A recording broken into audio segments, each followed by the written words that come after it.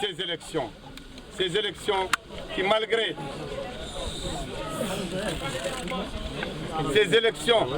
qui malgré les manquements, malgré les irrégularités, malgré les injustices, toutes les factions politiques en Mauritanie se sont astreints à la conduite pacifique, à la conduite responsable, à la conduite non violente. Je réitère ici mon appel aux Mauritaniens pour leur dire qu'en Mauritanie, nous ne pouvons bénéficier de plus de droits, nous ne pouvons conquérir plus de droits que dans le cadre d'une société apaisée, dans le cadre d'un ordre établi, dans le cadre de la paix civile. Et là, je considère la paix civile en Mauritanie comme un acquis qu'il faut préserver. Et c'est seulement à travers cet acquis que nous pouvons avancer vers plus de droits, vers plus de justice, vers plus de démocratie. Je félicite aussi tous les Mauritaniens et toutes les Mauritaniennes qui nous ont soutenus à visage découvert ou qui nous ont soutenus dans l'ombre. Ces Mauritaniens et ces Mauritaniennes ont une place particulière dans nos cœurs. Un remerciement sans réserve. Aussi, je voudrais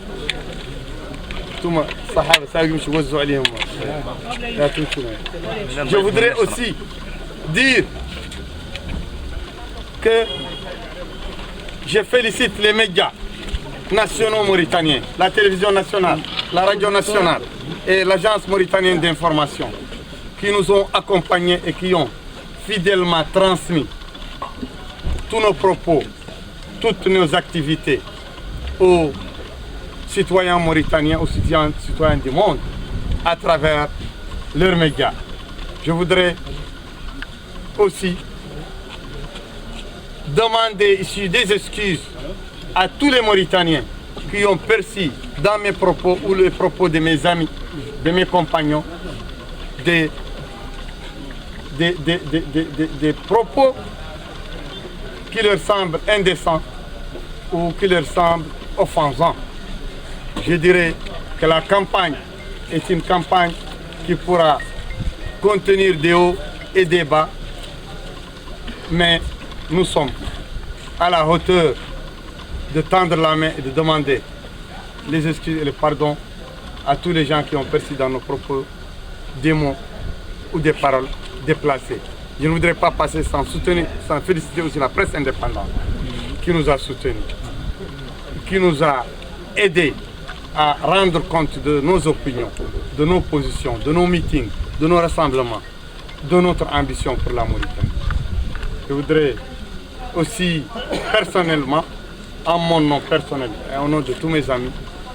replacer ici des propos à l'endroit des officiers de notre armée pour leur dire que s'ils ont perçu dans les propos de certains des dirigeants de notre mouvance des propos peu amènent envers les officiers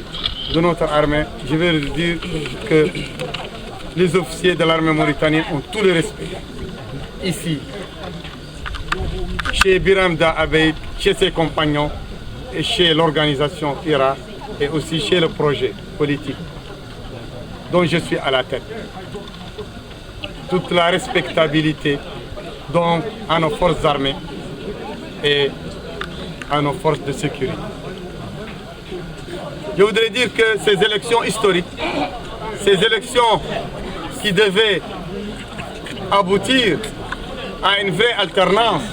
qui devaient aboutir à un vrai débat d'idées, qui devaient aboutir à une vraie confrontation des idées, des positions, des valeurs, ont été émaillées malheureusement par beaucoup d'irrégularités, par beaucoup de fraudes, beaucoup de manquements à la règle morale, à la règle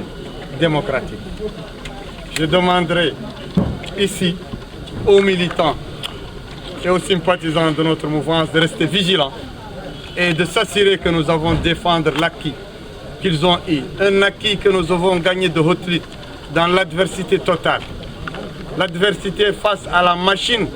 idéologique propagandiste des érudits et des ulémas. Face à la machine propagandiste et de la corporation des hommes d'affaires qui se sont arrogés les biens du pays, les biens des citoyens du pays, les biens des humbles dans ce pays pour les utiliser contre